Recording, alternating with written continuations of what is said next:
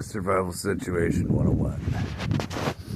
If you're in the woods and you need to make a fire, that's what you're looking for right there.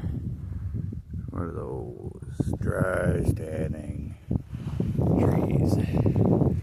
A nice piney area of the forest. You got lots of branches and twigs and little things like peace guy. Stuff that snaps really easy. Really dry.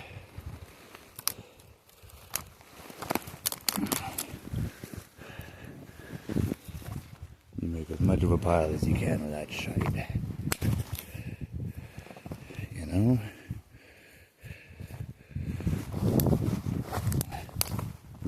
See some of this green, it's some cribbing to keep my fire out of the snow for a moment. Like so.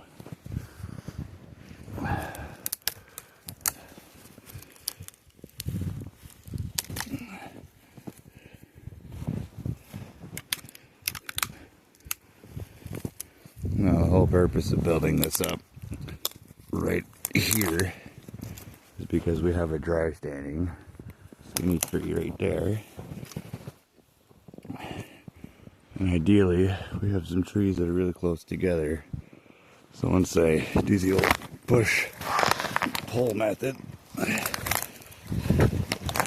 break it out of the ground.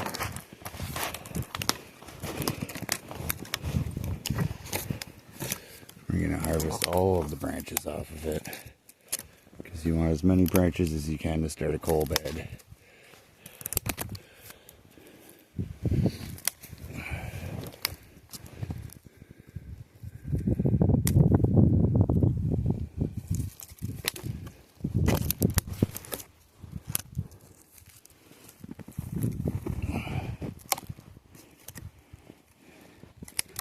You never want to get too premature with your flame and start burning before you have your fuel ready. Amateur's mistake. Then while you're balls deep in the snow trying to get more fuel for the fire burns out because you can't run through snow fast enough.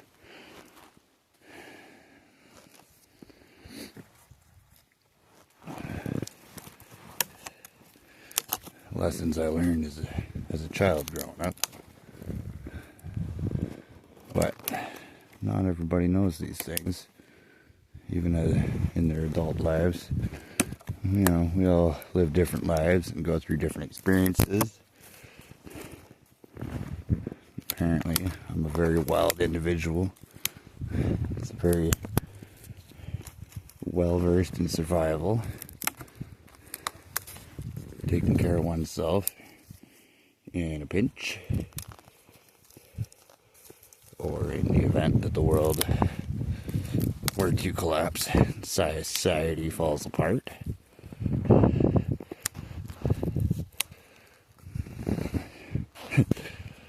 Am I a prepper nutcase? No.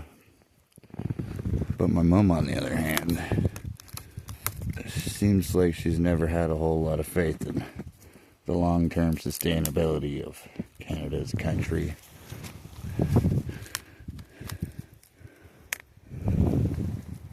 She was also born in '63, so, you know, that means she kind of seen before and after of the effects of the wars before they started keeping that shit a lot less publicized and filtering the news a lot more.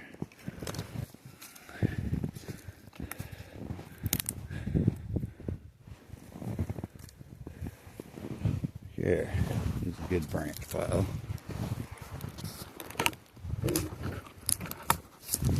Now, what you're going to want to do is go to all these. Okay, maybe that's a little too far to the end. Grab your stick by the end of the stick, so you have the leverage, and then you can shorten your dry wood into right size for your fire pit. And here we do it again. As you can see. There you go.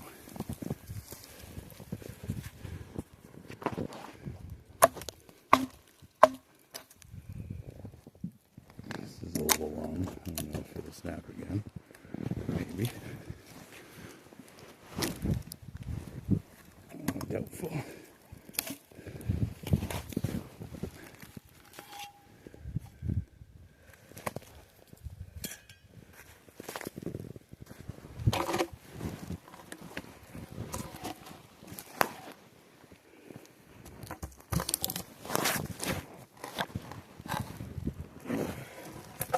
I don't know if this one's gonna snap again either.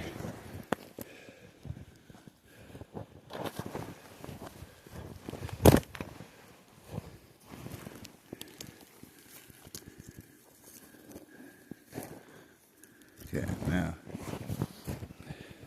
because I know a lot of the real bush guys will have a fit if I teach you the wrong thing. Make sure you dig down as much as you can before you light your fire, and put your fire near ground level if you can get to it. Otherwise, you're gonna have to throw a lot of fucking wood under your fire on the snow to keep your fire from disappearing into the planet and burning somewhere down in China, 8 feet below the surface of the planet where you're sitting.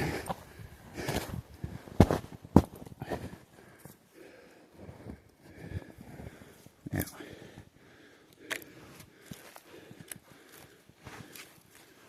got a small inventory of firewood here. I've got my green pile. There we go.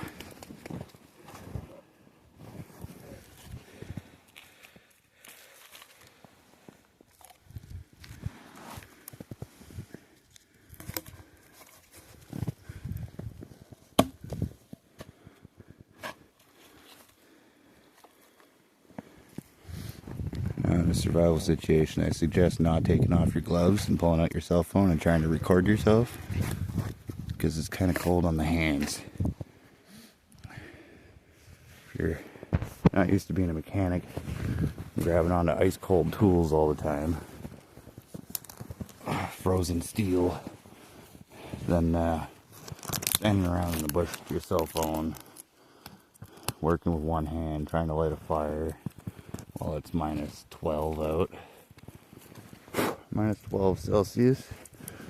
Well, not everybody can do that. We're going on over 5 minutes now.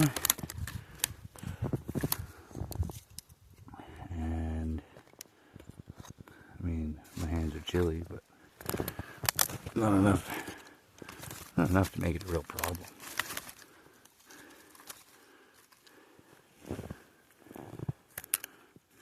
Now, some of you may wonder, how am I going to light this without any papier? This guy doesn't have Kleenex, he doesn't have toilet paper, he doesn't have Tinder.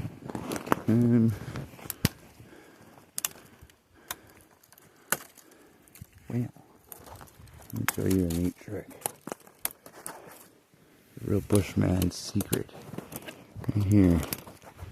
Yeah, like 2 different levels of skinny branch here. These ones, and then we got these other ones. They're a little bit fuzzier. That's what you want to look for.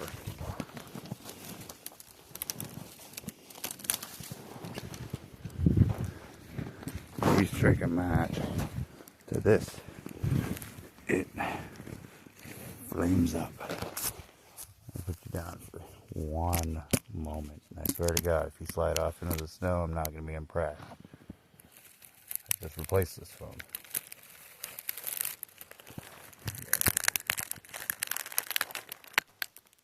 If it's harder than just a little bit of a twist and a pull, these are not dry enough and they won't work. So that worked pretty good. So we're going to shorten these all up. Now look at the texture of this. It's exactly what you want. Pile of tiny, tiny, tiny, tiny sticks. We're gonna put that down under. Lift on the pile a little bit.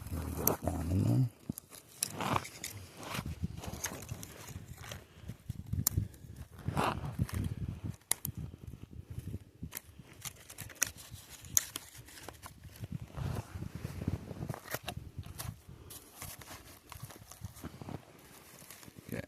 The fire lights is going to light from one side and burn to the other. So I'm going to want to try and pile up the side that I'm going to light first until it's not a side anymore and it turns into the center. This is why picking the location of building a fire is key. Sometimes it's worth walking for a mile through deep snow until you get to a good wooded place with a good amount of tinder attached to the trees sticking out of the snow.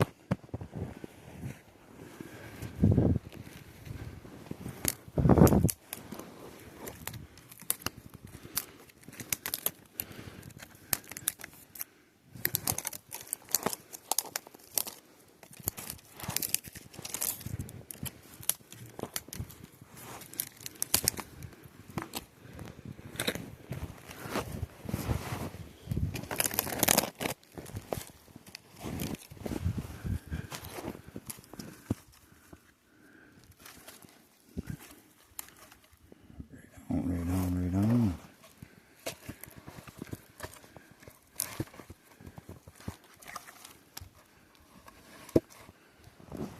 Okay. I need some more bigger stuffs. Use a little bit bigger size. Oh, I don't know if I can reach that anymore though.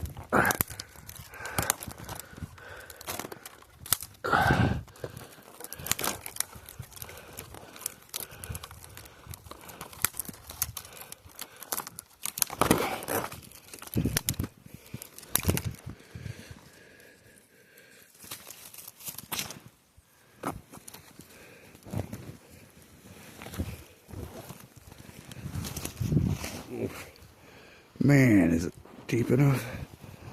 I'm falling in these holes where the snow's not stiff enough to hold me up.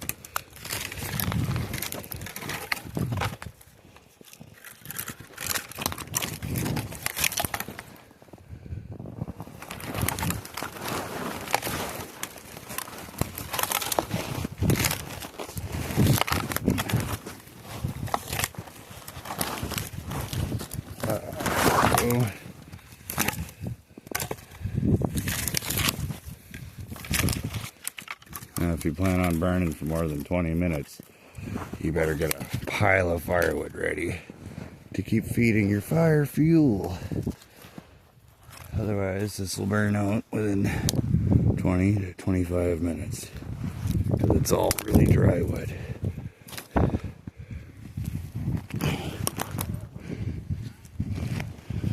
Please take note of where you build your fire. Do not build your fire under a massive pine tree because it'll light on fire within 45 minutes, even if the flames aren't touched it. Just the heat coming off your fire under the limbs of a pine tree is enough to cook it into spontaneous combustion. Now, I've had it explained to me that when I lit a pine tree on fire doing that, it wasn't very spontaneous at all, although it appeared to be. It was actually a mistake on my part. You know, sometimes you learn things the hard way. Kind of like, do I have my smokes and my lighter? I do. Okay. I was going to say, this challenge just got a whole lot harder if I don't have a Bic lighter.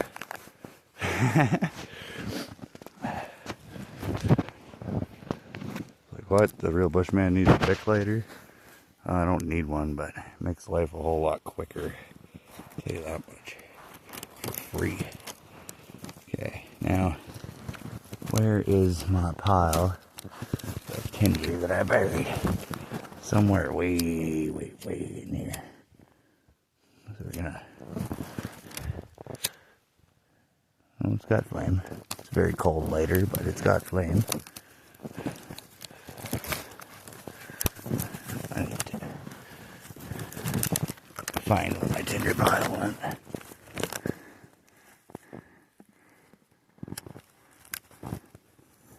There we go. You see? As soon as I touch the right tinder with the lighter, the flame starts taking off. I'm just gonna hold my lighter here for a bit and blow. Just attach. Look at that.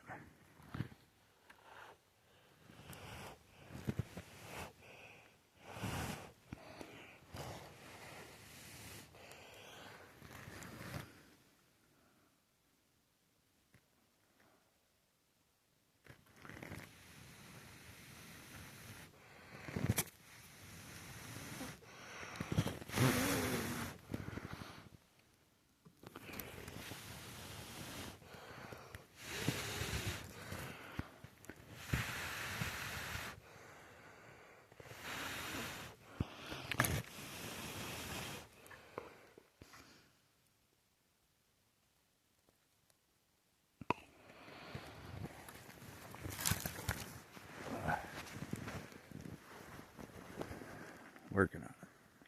Just doing it.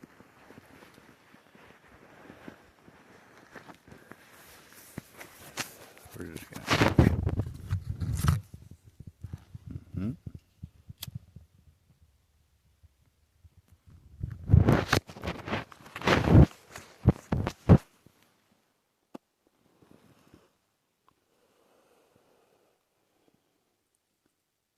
Just look at that.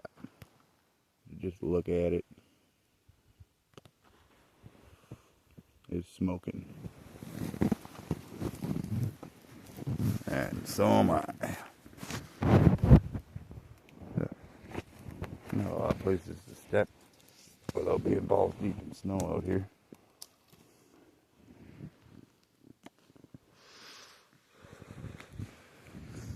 Well, just in case you guys are wondering, I'm 100% not stranded or in survival mode. I am drinking, waiting for fish to bite on the lake. I got bored. That's the cabin. I'm standing on the big island. Look at that. Don't I just make it look easy?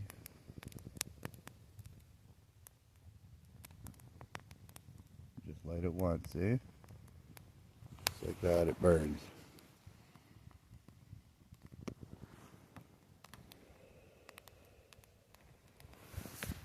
Easy. Oh. Sit in my snow hole. Oh. Shit. I dropped my smoke.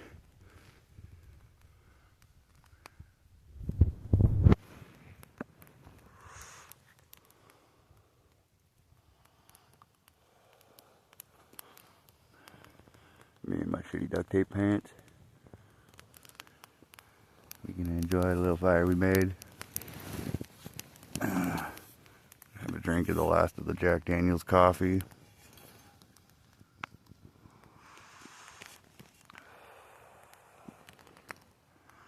I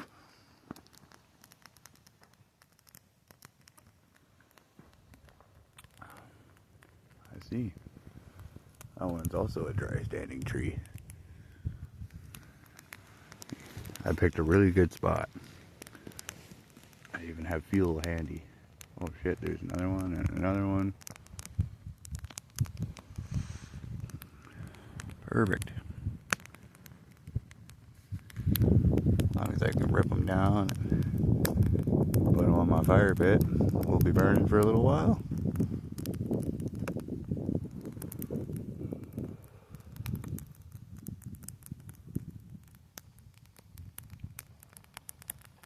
Cozy, isn't it?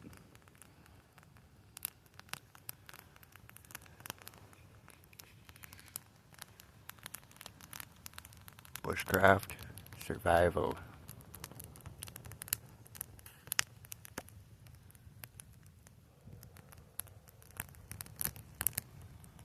You guys will have to really give me a hard time if you want me to do a flint and steel bushcraft fire survival guide. I don't even know where my flint and steel is. Pretty sure I have a kit in each one of my trucks. Just in case life really gets fucking shitty one day and I have to resort to it. It's nice to have in a case of emergency.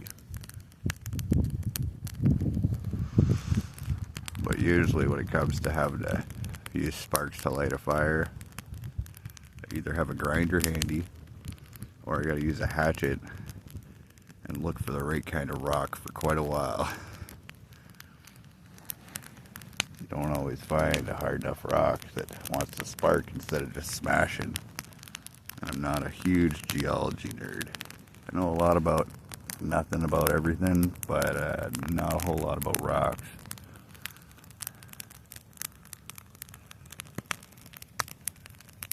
I've only taught myself how to find gold.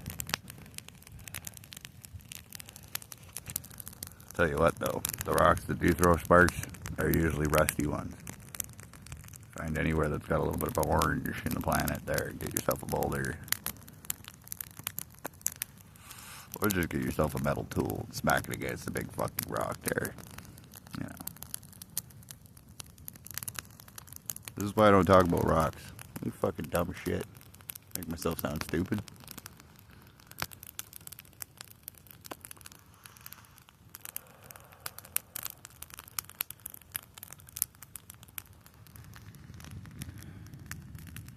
Firewood, logging, operating machines, welding, being a goddamn mechanic.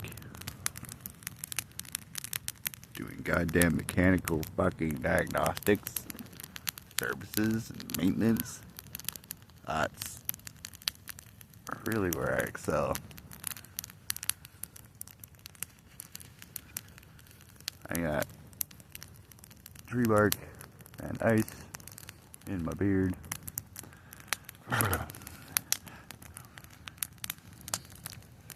Just had a shower yesterday. I already got tree bark in my fucking beard. Right on.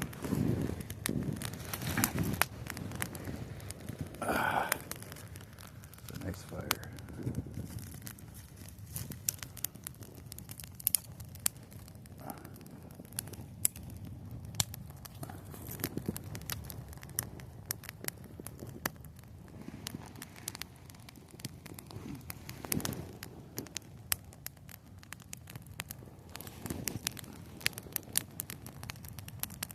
Yeah, I'm pretty comfortable now.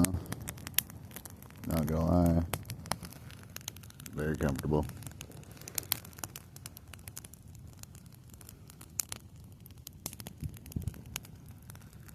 Boop. So here's the problem with burning in snow. Your coal bed drops down. I did a bit of a fuck up by putting that log the way that I did. Because it's not burning fast enough to break. I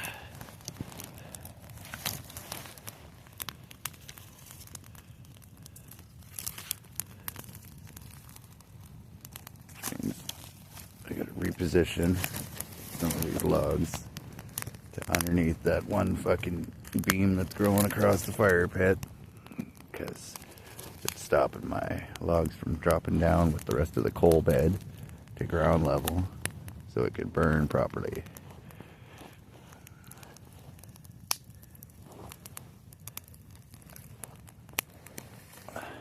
One thing to get a fire going, but if you're not gonna keep it going, if you can't keep it going, oh, it might not do you a whole lot of justice.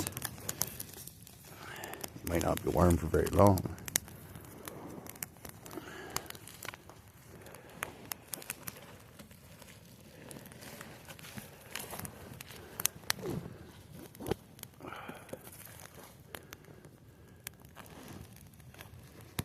I don't know how many times I've gone fishing on a lake with a bunch of other guys from Northern Ontario. And they struggle and struggle and struggle to get a fire going and keep it going.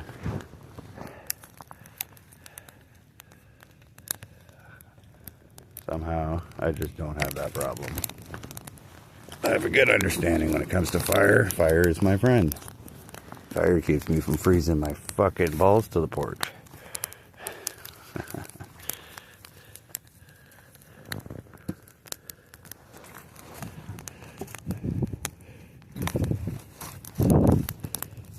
There we go.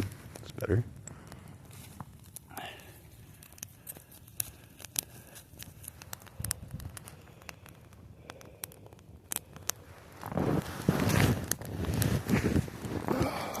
Okay. I gotta get up again.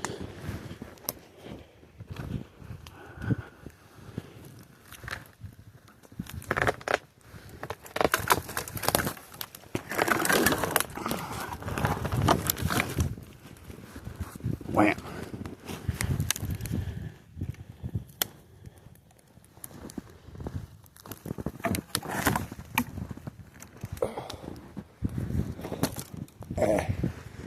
Fucking smoke in my eyes.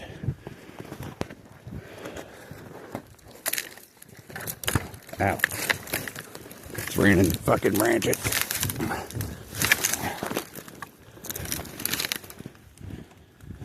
You know?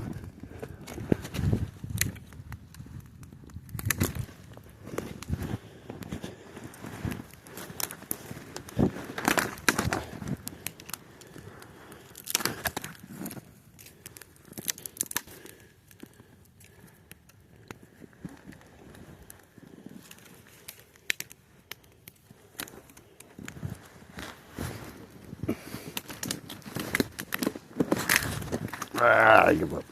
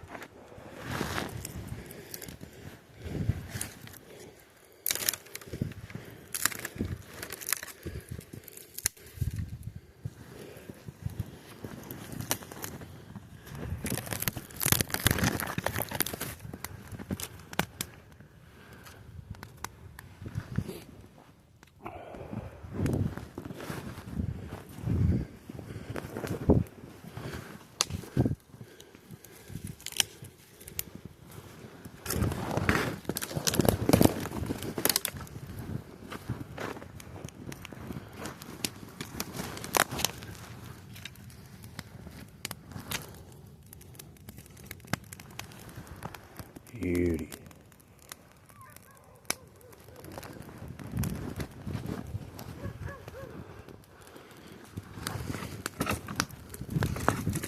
Oh, this one lied to me. Still got a green branch. The top's dead though.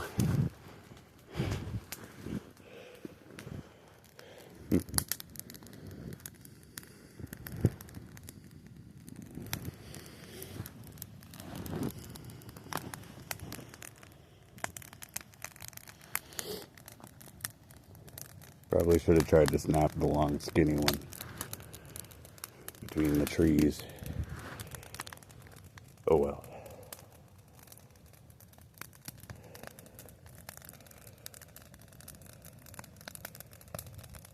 Next one. Just like that. I don't need to put on my gloves. I'm already warming up my hands. Half an hour later. Half hour, no gloves in the winter. Minus 12 degrees. With a light breeze coming on the lake. Burr. But no burr. Because I could make fire. Piss break.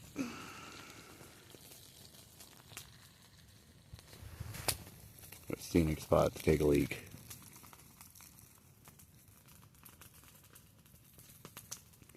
Nice ambient sound of the fire.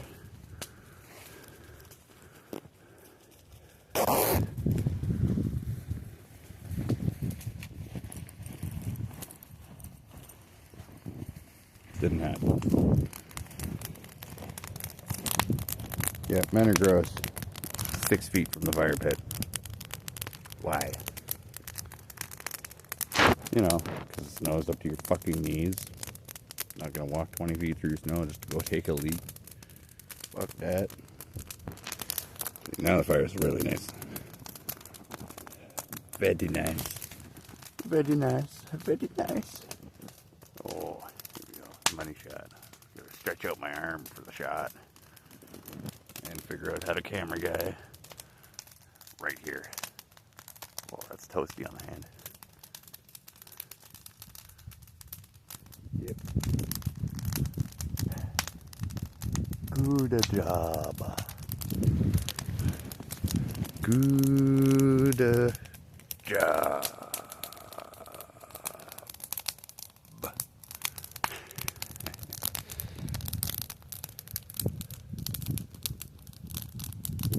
If you don't get that reference, you gotta watch Hancock.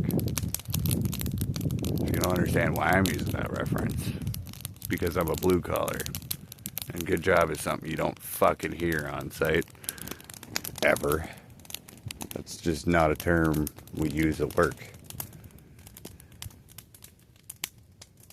It's generally 100% reverse psychology. Most of the time, you're being a fucking idiot. You're doing a half-assed, not bad job. But,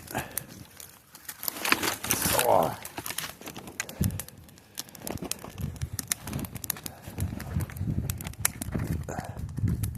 if you get fired, it's because you're actually being a fucking idiot. You know? say on site. It's not exactly what's going on. That's why you can't be a libtard and take things literally every single time somebody opens their mouth. A whole lot of people don't understand that concept. Don't know how to have a good time because they've never been given a hard time. Fucking dumbasses. Don't know how to have a good time.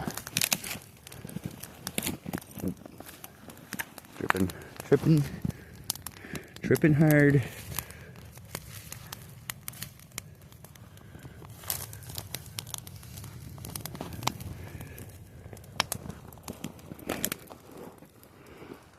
Another one. I don't know if this big one's gonna come down. Oh god! It's snowing. Maybe I'll go for this guy. Yeah.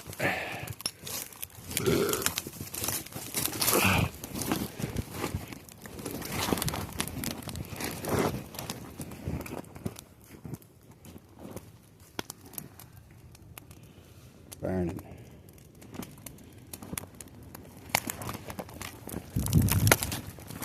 Oh, it snapped and it went flying.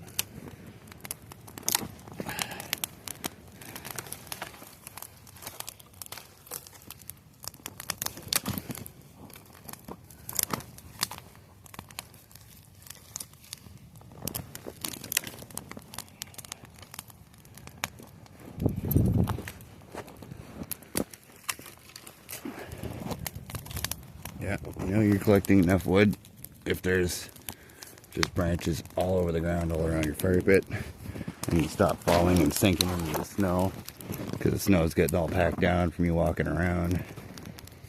There we go. How's that for a fucking fire?